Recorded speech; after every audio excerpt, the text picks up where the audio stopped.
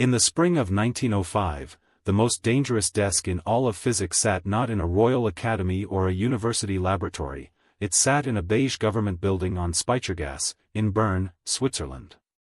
Behind it, a 26-year-old patent examiner, third class, named Albert Einstein. He had been turned down for every academic post he applied for. His supervisors considered him adequate. He considered their approval irrelevant. Einstein had already tried once to earn a doctorate from the University of Zurich. The thesis he submitted in 1901 was returned, too speculative, his professors decided. So he took the civil service examination, scored well enough for a third-class clerk posting, and settled into a rhythm, reviewing mechanical patents by day, assembling his own theories by night, with his wife Mileva and their infant son Hans Albert asleep in the next room.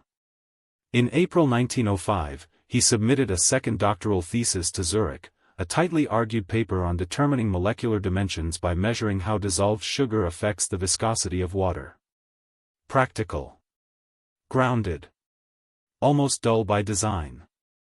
His supervisor Alfred Kleiner read it and sent it back. The problem, it was too short. Einstein added exactly one sentence. Kleiner accepted it. Einstein received his doctorate the following January and quietly filed the paper away, because he already knew it was not his most important work of that year. It was not even close. Because in those same 12 months, between patent applications and tramcar schedules, Einstein published 4 papers that together broke classical physics at its joints.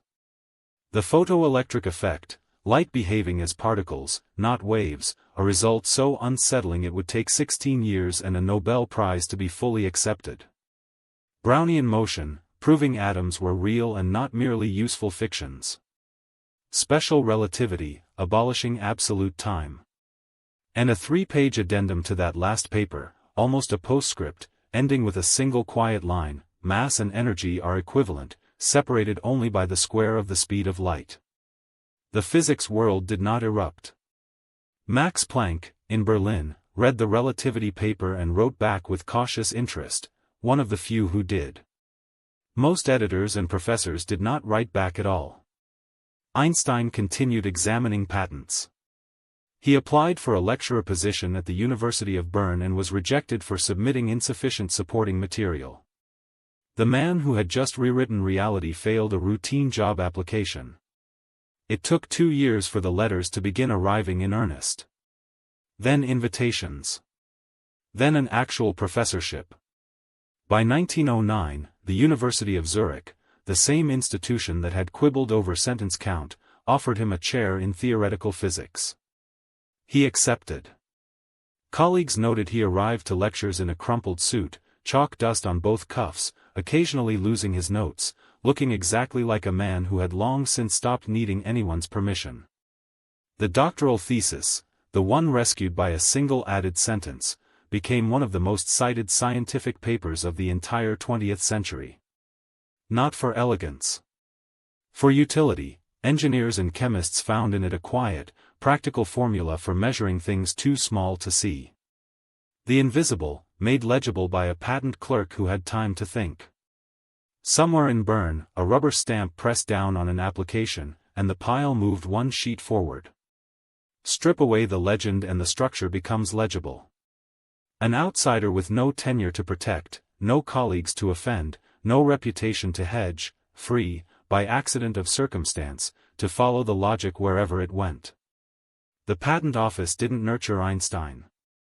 It simply failed to interrupt him. And what came out the other side wasn't just 4 papers. It was a quiet proof that the gatekeeping apparatus, the rejected theses, the letter count complaints, the failed lecturer applications, had no reliable mechanism for recognizing the thing it claimed to be looking for. The work got through not because the system worked. It got through because the work didn't need the system to.